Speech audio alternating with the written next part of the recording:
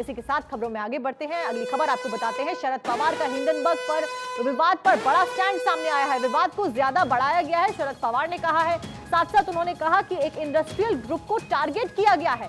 पवार का सहयोगी कांग्रेस से अलग रुख यहां पर नजर आ रहा है। तो देखिए, लगातार हिंडनबर्ग रिपोर्ट के बाद अडानी समूह की मुश्किलें बढ़ती हुई नजर आई। उसके बाद कांग्रेस पार्टी लगातार अडानी को मुद्दा बनाकर भुनाती रही और उसी के ऊपर शरद पवार का हिंडनबर्ग विवाद के ऊपर बड़ा स्टैंड सामने आया है। विवाद को ज्यादा बढ़ाया गया है। शरद पवार ने यह साफ तौर पर कहा और अपना रुख और एक बड़ा स्टैंड लिया। एक इंडस्ट्रियल ग्रुप को टारगेट किया गया है।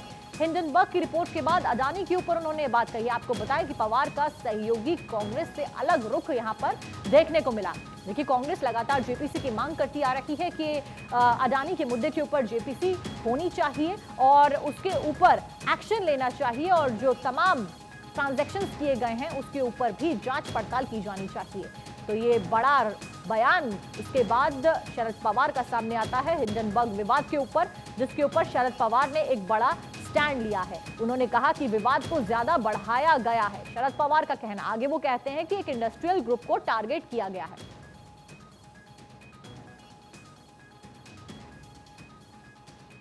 और इसी के साथ तमाम अपडेट्स लेकर हमारे कंसल्टिंग एडिटर आशीष तिवारी हमारे साथ जुड़े हैं। आशीष, ये बड़ा स्टैंड पवार का कांग्रेस से अलग रुख दिखाता है। जी हाँ, हाल फिलहाल में राष्ट्रवादी कांग्रेस जिस तरीके से सरकार के साथ खड़ी हुई और खासकर प्रधानमंत्री मोदी के साथ खड़ी हुई दिखाई दे रही है, उससे रुख थोड़ा ऐसा लग रहा है कि जो विपक्षी एकता है उसमें कहीं ना कहीं फूट पड़ी हुई है। आप चाहे अडानी ग्रुप के मामले में जेपीसी जांच कराने की मांग का राष्ट्रवादी कांग्रेस पार्टी के प्रमुख शरद पवार का समर्थन देख लें, या फिर जिस तरीके से अजीत पवार ने मोदी जी के डिग्री के बारे में बात की थी और उनके बारे में कहा था कि उनके करिश्मा ने ही उनको जीत दिलाई है 2014 से लेकर अब तक, और उनकी डिग्री का कोई महत्व नहीं रह जाता।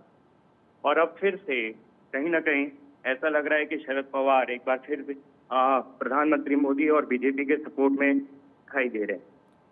बिल्कुल आशीष, अगर हम फ्यूचर के लिहाज से देखें तो कितना असर ये बयान डालेगा? क्योंकि देखिए, लोकसभा हुआ या राज्यसभा हुआ, दोनों की कार्रवाई कितनी बार स्थगित हुई क्योंकि कांग्रेस ने हर बार इसी मुद्दे को भुनाया। तो आगे फ्यूचर के लिहाज से ये बयान कितना अहम?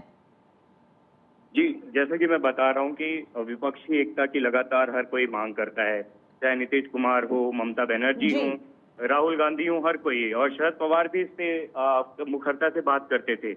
लेकिन जिस तरीके से राष्ट्रवादी कांग्रेस पार्टी, जो कि बहुत बड़ी एक पार्टी है और लगातार उसके नेता सरकार के साथ खड़े हुए दिखाई दे रहे हैं।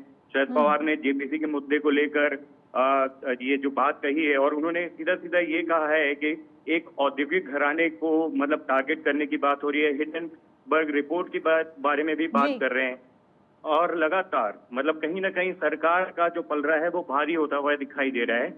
और कांग्रेस कितनी भी हमलावर हो, लेकिन अगर शरद पवार और उनकी पार्टी के लोग प्रधानमंत्री मोदी और बीजेपी के सरकार के साथ खड़े होते दिखाई दे रहे हैं, तो कहीं ना कहीं ऐसा लगता है कि मोदी सरकार थोड़ी मजबूत इस समय दिखाई दे रही है। बिल्कुल आशीष, बहुत बहुत शुक्रिया आपका तमाम जानकारी और तमाम अपडेट दर्शकों तक पहुंचाने के लिए।